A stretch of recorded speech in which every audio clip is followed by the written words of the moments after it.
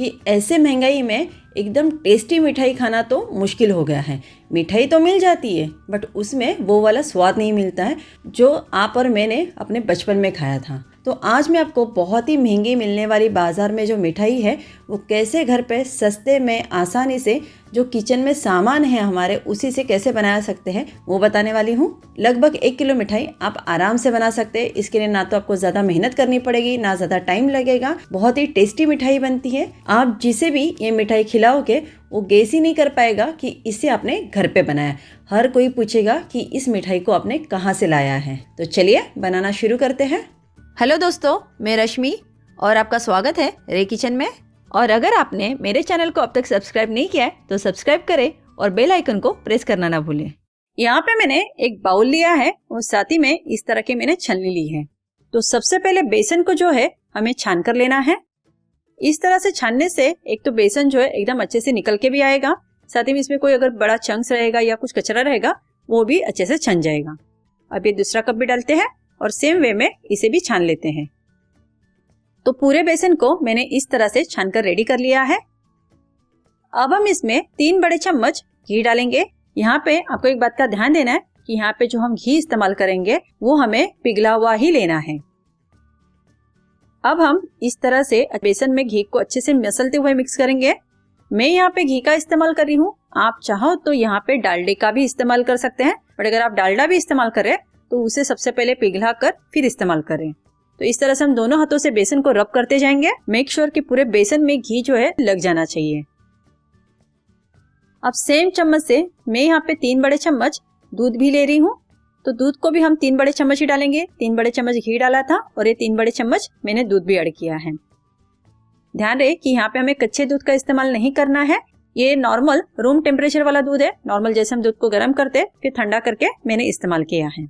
अब हम same way में जैसे हमने घी को बेसन में रब किया था बिल्कुल उसी तरह से दूध को भी हमें बेसन में दोनों हाथों से इस तरह से रब करना है, जिससे कि जो सारा दूध है वो पूरे बेसन में अच्छे से लग जाना चाहिए। तो इसे भी 3 से 4 मिनट के लिए हम लगातार इसी तरह से मिक्स करेंगे। ये जो प्रिपरेशन है ये बहुत ही इंपॉर्टेंट स्टेप है। तो आप देख सकते हैं कि बेसन का जो मिक्सचर है बिल्कुल क्रमली लग रहा है। कहीं कहीं पे मोटे मोटे दाने हो गए तो कहीं कहीं छोटे छोटे दाने हैं। तो हमें इस तरह से मोटे छोटे नहीं चाहिए, इवनली दाने होने चाहिए, अच्छे दानेदार ही दिखना चाहिए। इसके लिए हम क्या करेंगे, यहाँ पे मैंने एक थाली ली है और सेम स्ट्रेनर लिया है यानी कि छलनी ली है। इसमें हम ये थोड़ा थोड़ा बेसन डालेंगे और इसे फिर से एक बार छान कर ले लेंगे। इससे होगा ये कि दाने जो है अनइवन नहीं लगेंगे, एक ही शेप में एक ही बराबर ये दिखेंगे, कई मोटे कोई छोटे ऐसे नहीं लगेंगे। तो ये देखिए पूरा मैंने छान कर रेडी कर लिया है और आप देख सकते हैं कि कितना दानेदार और कितना अच्छा बेसन बनके रेडी हो गया है। गैस पे मैंने कढ़ाई चढ़ाई है। ध्यान रहे कि अभी मैंने गैस को ऑन नहीं किया है। कढ़ाई में हम सबसे पहले 3/4 कप घी ऐड करेंगे। यहाँ पे भी हमें पिघले हुए घी का इस्तेमाल करना है। अगर आप डालडा इस्तेमाल कर रहे हैं तो डालडा को भी आप पिघला कर ही इस्तेमाल करें। अब इसी में हमने जो बेसन को अच्छे से छान कर लिया है उसे डाल लेते हैं और अब हम गैस को ऑन कर लेते हैं। आंच को हमें मीडियम फ्लेम पे रखना है, कहीं भी तेज या कम नहीं करना है। मीडियम फ्लेम पे ही इस बेसन को हमें अच्छे से भून कर लेना है, क्योंकि बेसन जो है वो कच्चा है। तो एक तो इस तरह से भूनने से इसका कच्चापन चला जाएगा, साथ ही में एकदम ये दानेदार भी बनेगा। तो आप देख सकते हैं कि बेसन ने जो है घी को अच्छे से एब्जॉर्ब कर लिया है। तो इस स्टेज पे हम इसमें पाव छोटा चम्मच इलायची का पाउडर डालेंगे और यहाँ पे मेरे पास जायफल है यानी कि नटमेग है। इसे भी लगभग एक पिंच इतना, मतलब पाव छोटा चम्मच के करीब ही हम इसे कद्दूकस करके डालेंगे। इससे इसका जो फ्लेवर है काफी बढ़िया आएगा। अगर आपके पास नटमेग नहीं है तो आप यहाँ पे सिर्फ इलायची पाउडर का भी इस्तेमाल कर सकते हैं। अभी आप देख सकते हैं कि इसका जो टेक्सचर है पूरी तरह से चेंज हो गया है और इसके अंदर हमने जितना घी डाला था वो रिलीज होने लगा है। तो इस स्टेज पे आंच को हम थोड़ा सा हाई करेंगे और इसे इसी तरह से लगातार चलाते हुए अच्छे से भूनेंगे। इसे तब तक भूनना है जब तक कि इसका जो कलर है हल्का चेंज ना हो जाए। तो अब आप देख सकते हैं कि इसका जो कलर है चेंज हो गया है, अच्छी सी खुशबू भी आने लगी है और इतना कलर जो है मेरे लिए सफिशिएंट है। इस स्टेज पे मैं गैस को एकदम धीमा करूंगी क्योंकि इससे ज्यादा इसे मुझे ब्राउन नहीं करना है। मैंने हल्का ब्राउन रखा है और यहाँ पे मैंने आधा कप रूम टेम्परेचर वाला ही दूध लिया, यानी कि नॉर्मल दूध लिया है, यानी कि कच्चा दूध नहीं लेना है हमें। ये जो दूध है एक साथ हम नहीं डालेंगे, आधा आधा करके डालेंगे अब बचा हुआ दूध भी मैं डाल देती हूँ और इसे हम अब अच्छे से मिक्स कर लेते हैं। तो आंच को हम एकदम धीमा रखेंगे और धीमे आंच पे इसे अच्छे से भून लेंगे। इसे हमें 2 से 3 मिनट के लिए ही भूनना है।